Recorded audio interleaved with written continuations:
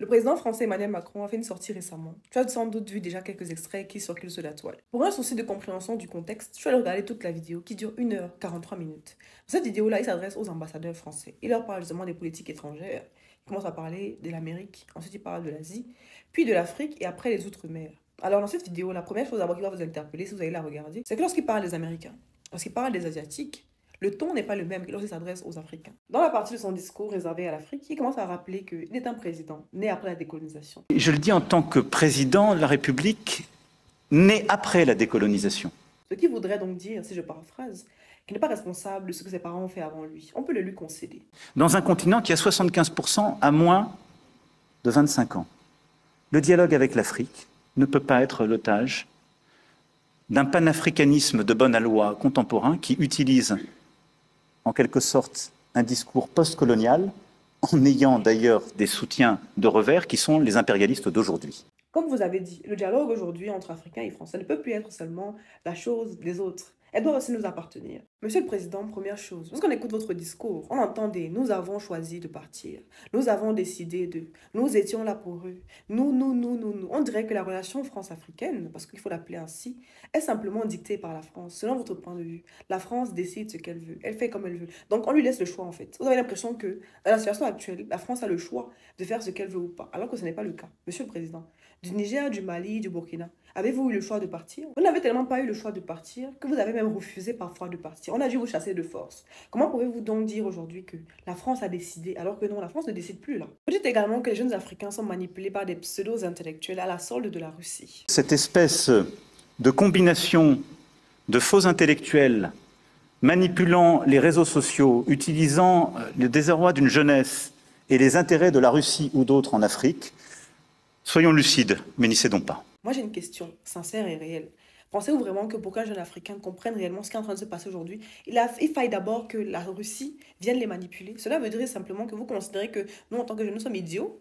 Parce qu'il faudrait être idiot pour ne pas voir ce qui se passe. On n'a pas besoin d'avoir le bac plus 24 pour comprendre aujourd'hui qu'effectivement, il est temps de passer à autre chose. Comment, dans le même temps, vous pouvez donc dire que vous cherchez aujourd'hui à créer des relations de partenariat égal à égal avec l'Afrique, tout en disant dans la même occasion que la population qui compose majoritairement l'Afrique, donc les jeunes, sont manipulables. Parce que si on est manipulable par la Russie, pourquoi voulez-vous également venir faire des affaires avec nous? Avec des gens manipulables, on ne fait pas des affaires. Vous dites également que s'il n'y avait pas eu la France, certains pays ne seraient pas souverains aujourd'hui. De quel pays parle l'auteur? Faudrait les citer.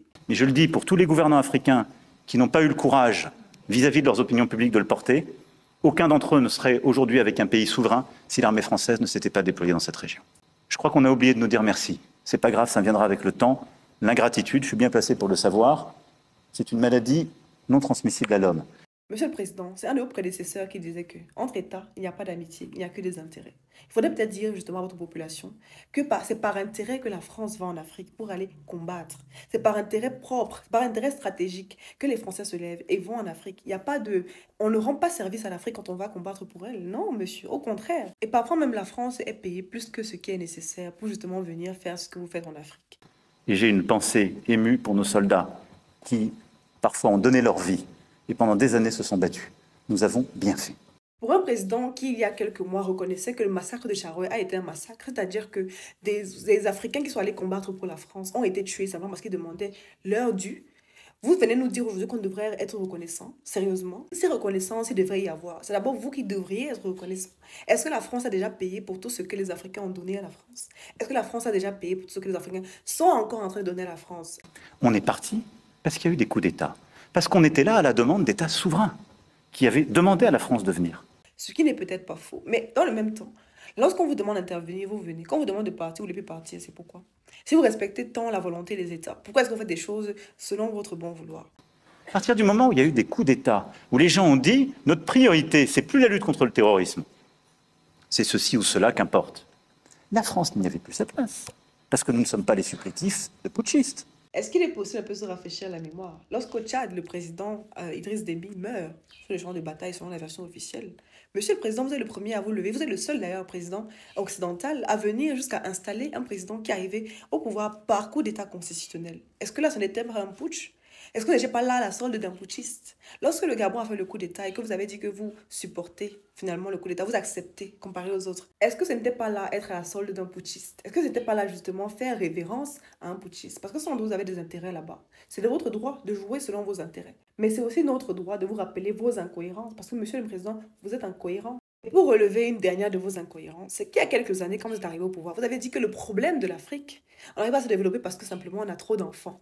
Et aujourd'hui, vous nous dites que vous êtes fiers de signer un partenariat avec le Nigeria, qui est le pays le plus peuplé d'Afrique. On a bien fait de faire le premier grand voyage depuis 25 ans du Nigeria en France il y a quelques semaines. 25 ans. Ça n'est qu'un pays à 250 millions d'habitants. Mais Monsieur le Président, restons cohérents. Parce que si les femmes africaines n'approchaient pas trop, comment auriez-vous eu les 250 millions de personnes à qui aujourd'hui vous irez vendre je ne sais pas encore quoi, Monsieur le Président? Je pense que justement, la France devrait apprendre à ne pas donner de leçons aux autres. Si vous voulez réellement avoir un échange constructif avec les Africains, il faudra changer le ton. Parce que la génération que nous sommes ne supporte plus votre paternalisme, votre égoïsme, votre égocentrisme et tous les mots en isme que je pourrais citer encore ici. Parce que si vous refusez de le faire, malheureusement, vous finirez par perdre. Ce sera un échec pour vous et pour votre pays. Parce qu'il faut qu'on se le dise, vous dépendez en grande partie de l'Afrique. Celui qui refuse de l'accepter, quelqu'un qui est juste aveugle. De toutes les façons, les périsocrates en commentaire, vous dites ce que vous en pensez. Et comme vous savez déjà ici, on est ensemble, ou bien.